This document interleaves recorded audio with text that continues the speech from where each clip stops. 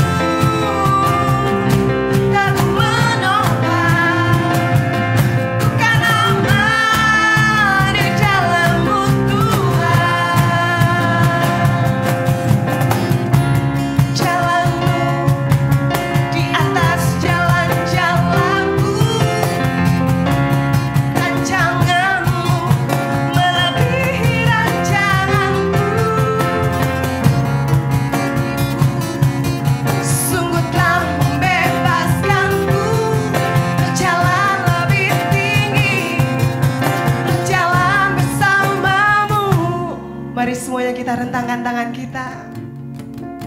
Ku kan terbang tinggi di awan bersamamu Tuhan, di dalam kemuliaan-Mu Yesus. Haleluya. Sebab firman-Mu tak ku menopang, ku kan aman di dalam-Mu Tuhan. Mari kita lebih lagi. Kan terbang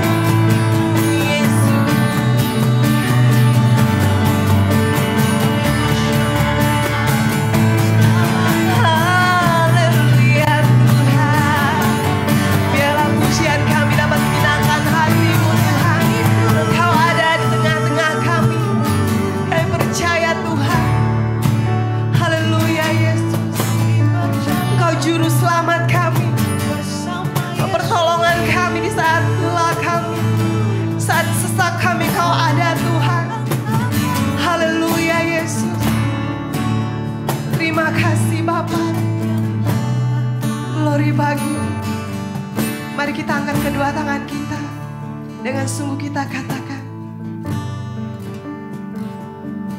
Yesus, Kaulah juru selamatku. Kami akui Engkau Tuhan bagi setiap kami. Haleluya Yesus. Laku Kau pintu bagi setiap jalan. Yesus, Kaulah juru selamatku. Ku akui Kau Tuhan bagiku. Kau terang bagi saat gelapku. Kau pintu bagi setiap jalan. Kau pintu bagi setiap jalan. Kau pintu bagi setiap jalan.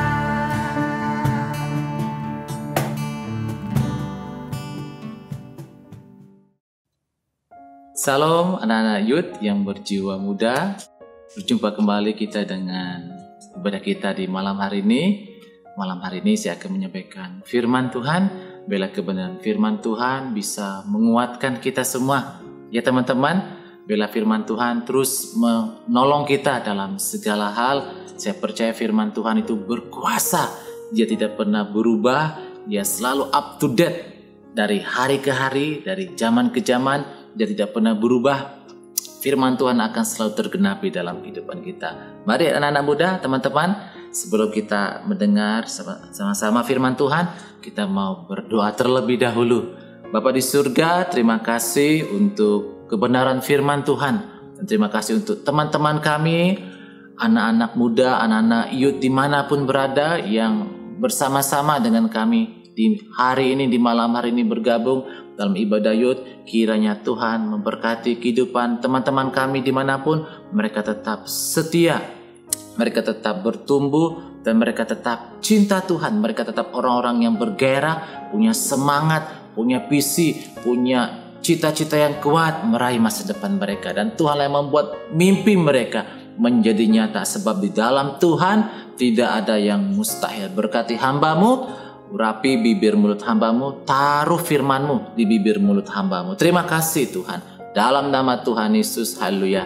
Amin. Pada anak muda yang ada di manapun di rumah, mari siapkan firman Tuhan. Tema hari ini yaitu jangan murtad tetapi setia. Itu dia. Jangan murtad tetapi setia. Saya percaya teman-teman bahwa tantangan ke depan tuh bagi anak muda tuh begitu berat. Mereka harus setia. Godaan demi godaan dunia ini akan menguji iman kita. Bahkan kalau kita tidak kuat, kita akan murtad. Apa sih murtad itu? Murtad itu bukan berarti seperti yang sering kita dengar.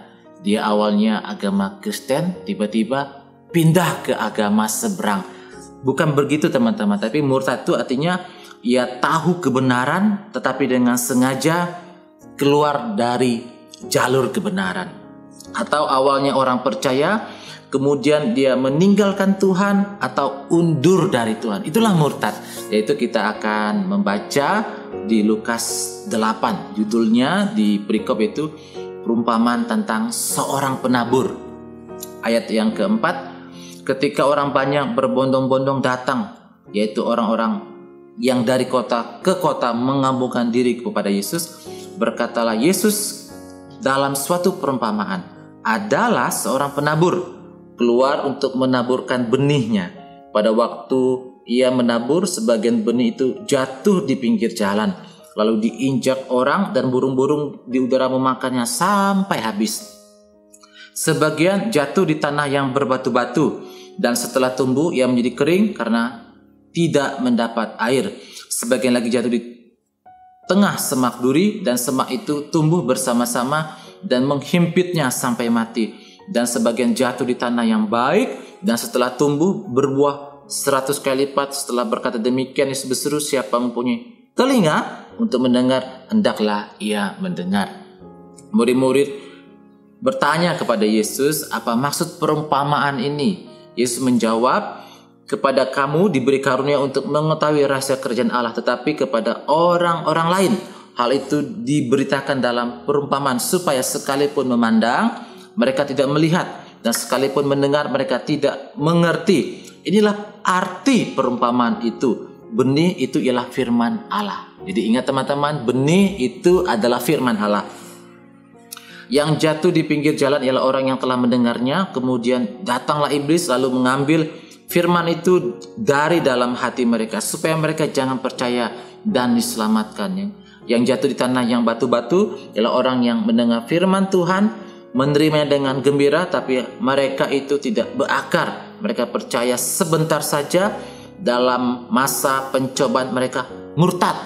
Kemudian yang berikutnya, yang jatuh di semak duri ialah orang yang telah mendengar firman itu, dan dalam pertumbuhan selanjutnya mereka terhimpit oleh kekhawatiran dan kekayaan dan kenikmatan hidup, sehingga mereka tidak menghasilkan buah yang matang.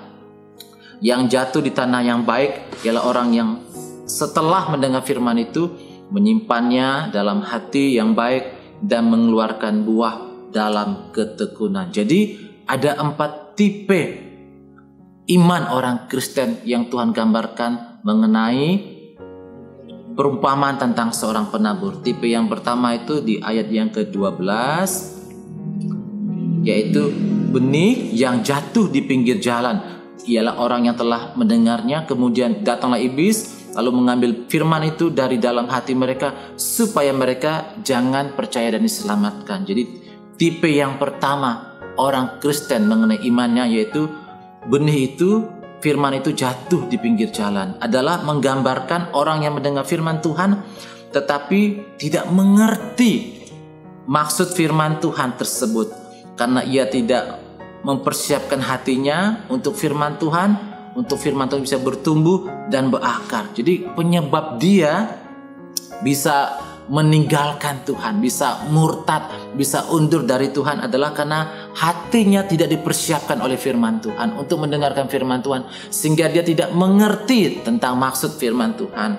Pemahaman tentang firman Tuhan dia masih dangkal, masih cetek orang bilang. Contohnya hari Minggu pergi ke gereja, mendengarkan khotbah, ketika pulang tidak mengerti maksud khotbah itu. Dia datang dengan kosong, pulang pun dengan kosong. Ya teman-teman, kalau ditanya apa itu Roh Kudus, tidak mengerti. Kalau ditanya kenapa Yesus harus disalibkan, tidak tahu. Kalau ditanya kenapa harus bertobat dan dibaptis, tidak mengerti. Itulah menyebabkan firman itu tidak bertumbuh dalam kehidupannya, tidak berakar kuat, sehingga ketika dia disesatkan, ketika dia ditipu daya oleh ajaran yang lain, oleh iming-imingan yang lain, dia mudah digoyahkan, sehingga dia mudah murtad, sehingga dia mudah untuk meninggalkan Tuhan. Jadi yang pertama, ada tipe yang membuat orang Kristen mudah murtad, yaitu benih itu jatuh di pinggir jalan karena dia tidak mengerti akan firman Tuhan yang disampaikan. Meskipun dari kecil dia sudah Kristen, rajin ke gereja, tapi dia tidak punya kerinduan untuk belajar firman Tuhan, untuk intim dalam firman Tuhan, sehingga firman Tuhan tidak pernah bertumbuh. Sehingga ketika ada pengajaran, sehingga ada ujian, sehingga ada godaan, dia mudah murtad. Itu yang pertama. Kemudian tipe yang kedua, yaitu tanah yang berbatu-batu. Itu ada di ayat 13. Artinya yang jatuh di tanah yang berbatu-batu ialah orang yang mendengar firman Tuhan, menerimanya dengan gembira. Dia menerimanya dengan happy. Dia menerimanya dengan senang. Karena apa? Karena firman Tuhan yang didengarnya itu adalah firman Tuhan yang mungkin yang lucu-lucu, firman Tuhan yang menyenangkan telinganya, firman Tuhan yang tentang berkat, tentang mujizat, itu baik, itu boleh, tapi itu bukan tujuan utama. Yang lucu-lucu itu hanya sebatas luarnya saja, tapi yang dalamnya, yang intinya, yang kuat itu firman Tuhan. Dia hanya senang tentang mujizat kesembuhan. Dia senang dengan berkat-berkat yang berkelimpahan. Tapi ketika masuk ke dalam ujian, masuk dalam pencobaan, karakternya tidak kuat, mudah digoyahkan. Tipe-tipe seperti orang ini ketika dia tidak setia, ketika dia tidak kuat, dia akan mudah digoyahkan. Dia akan mudah menjadi orang yang cepat kecewa. Kecewa kepada Tuhan, kecewa dengan gereja, kecewa dengan teman-teman di gereja. Kenapa? Karena dia tidak berakar kuat. Firman Tuhan itu tidak punya tempat untuk tumbuh, untuk berakar kuat. Maka ketika ada ujian, pencobaan, proses hidup, mereka tidak mengerti dan tidak kuat, maka akan mudah murtad. Karena ia tidak berakar, hanya tahan sebentar saja. Saya sebut ini adalah orang Kristen soda. Seperti soda, minuman soda itu kalau dikocok-kocok, kemudian dibuka tutupnya, dia langsung menyumbar ke atas, kuat. Artinya dia ini awal-awalnya meledak-meledak di dalam Tuhan. Awal-awalnya senang, awal-awalnya gembira. Tapi ketika ada ujian, mulai undur, mulai goyah. Kemudian makin lama dia menjadi orang yang murtad. Karena firman Tuhan yang ada dalam kehidupannya tidak tahan, hanya sebentar saja. Karena firman Tuhan itu tumbuh di atas batu-batu. Batu-batu itu padat. Tidak ada benih, tidak ada pohon yang bisa tumbuh di atas batu-batuan. Batu-batu itu melambangkan hati kita juga yang keras di dalam Tuhan. Jadi yang kedua itu tanah yang berbatu-batu. Yang ketiga itu semak duri. Semak duri di ayat 14. Yang jatuh dalam semak duri ialah orang yang telah mendengar firman itu dan dalam pertumbuhan selanjutnya mereka terhimpit oleh kekhawatiran, kekayaan, kenikmatan dunia sehingga mereka tidak menghasilkan buah yang matang. Yaitu orang yang mendengar firman Tuhan, kemudian dalam pertumbuhan selanjutnya mereka terhimpit atau terjepit oleh karena penyebab kekhawatiran hidup sekarang, tipu daya kekayaan dan kenikmatan hidup. Sekarang orang menjadi bingung, khawatir bagaimana tentang ke depan, bagaimana bisa kuliah, bagaimana bisa kerja, bagaimana bisa mendapatkan pekerjaan. Ini adalah kekhawatiran orang ke depan, tantangan. Kalau orang tidak kuat di dalam Tuhan, dia mudah menjadi orang yang terombang-ambing, mudah untuk meninggalkan Tuhan. Atau anak-anak muda yang sudah berumur matang sampai sekarang belum punya pasangan, belum mendapat pacar. Jadi pacaran pun asal-asalan sehingga tidak kuat pacarannya, kemudian meninggalkan Yesus. Karena yang didekati bukan yang seiman, bukan yang seimbang kata firman Tuhan. Dalam hal pacaran sudah tidak setia, mudah meninggalkan Tuhan, itu artinya iman kita cetek, iman kita dangkal sekali. Jangan karena gara-gara kekayaan kita meninggalkan Tuhan. Jangan gara-gara harta kita mudah meninggalkan Tuhan. Jangan gara-gara gaya hidup dunia ini kita menjadi orang yang mudah kompromi dengan dosa. Ujung-ujungnya meninggalkan Tuhan. Ya, kenapa? Karena semak duri ini menghimpit firman Tuhan. Dan firman Tuhan tidak bisa bertumbuh. Karena firman Tuhan tidak punya tempat di semak duri itu. Semak duri ini melambangkan duniawi, keinginan dunia, keinginan-keinginan kenikmatan dunia.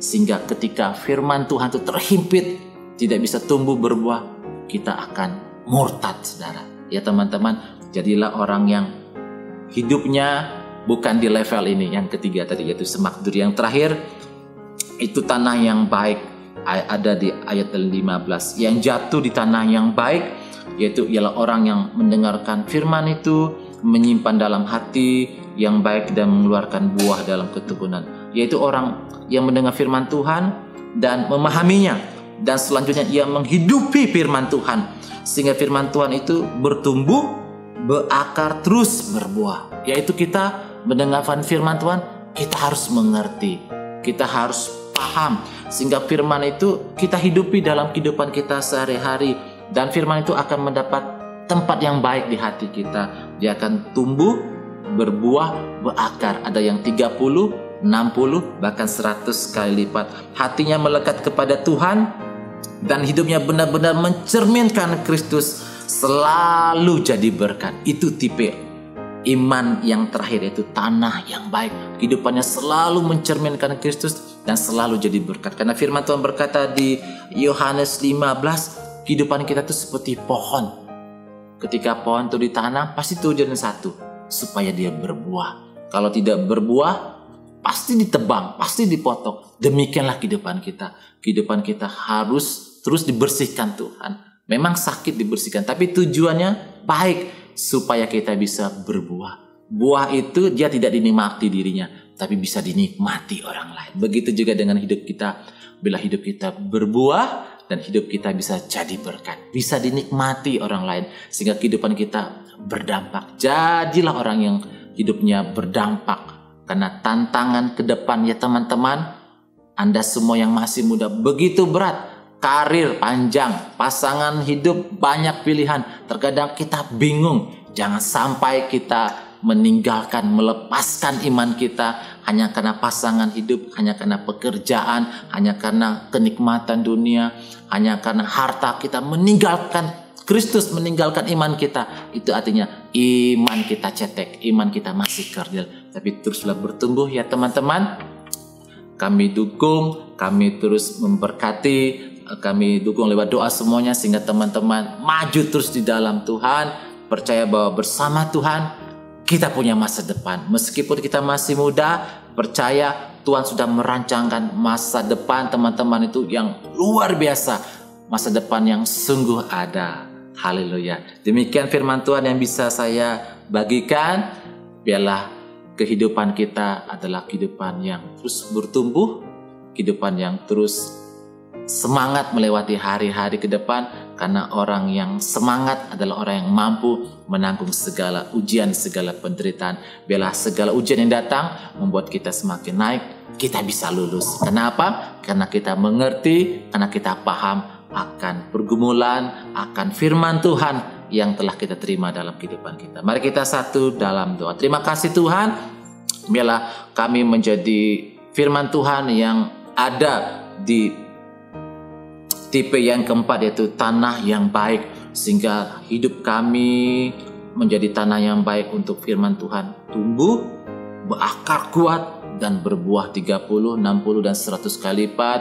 Biarlah hidup kami ini juga ditolong oleh Roh Kudus, sehingga kami menjadi orang-orang yang mengerti, paham akan firman Tuhan, tahu kehendak Tuhan, sehingga kami tetap fokus kepada Tuhan. Kami tidak terbawa oleh kenikmatan dunia, kami tidak terbawa oleh campur tangan dunia dalam kehidupan kami, sebab kami mau tetap fokus kepada Tuhan. Biarlah kehidupan kami terus berbuah, kehidupan kami berdampak, masa muda kami punya masa depan, dan hidup kami berharga. Kami bukan murahan, kami bukan biasa-biasa saja, tapi kami bernilai, kami mahal. Meskipun kami masa muda kami tidak sembarangan Tuhan, tapi kami mau sungguh-sungguh dalam Tuhan, supaya nama Tuhan dipermuliakan. Jadi dalam nama Tuhan Yesus, haleluya, amin. Tuhan memberkati teman-teman, tetap semangat dalam Tuhan, amin. Sahabat muda, ibadah kita sudah selesai, dan kita berdoa biarlah lewat persekutuan ibadah kita, walaupun secara online, kita tetap lakukan. Biarlah itu boleh menumbuhkan iman percaya kita, supaya kita boleh menjadi pribadi yang sungguh-sungguh takut akan Tuhan. Terima kasih untuk kebersamaan saudara bersama dengan kami dalam ibadah online ini. Mari kita tunduk kepala dan kita mau berdoa. Bapa di dalam surga, kami bersyukur buat persekutuan ibadah kami online. Kami bersyukur kami boleh memiliki kesempatan waktu untuk kami dapat memuji, mengagungkan nama Tuhan. Dan kami berdoa biarlah di hari-hari ke depan Engkau yang senantiasa terus menyertai, memberkati kehidupan kami, membimbing kami untuk kami boleh menemukan masa depan yang baik. Dan kami yakin dan percaya Engkau sudah menyediakan yang terbaik buat kami. Terima kasih ya Tuhan, terpujilah Engkau ya Tuhan. Di dalam nama Yesus kami serahkan hidup kami. Haleluya, amin. Puji nama Tuhan, sampai jumpa. Tuhan Yesus memberkati kita semua.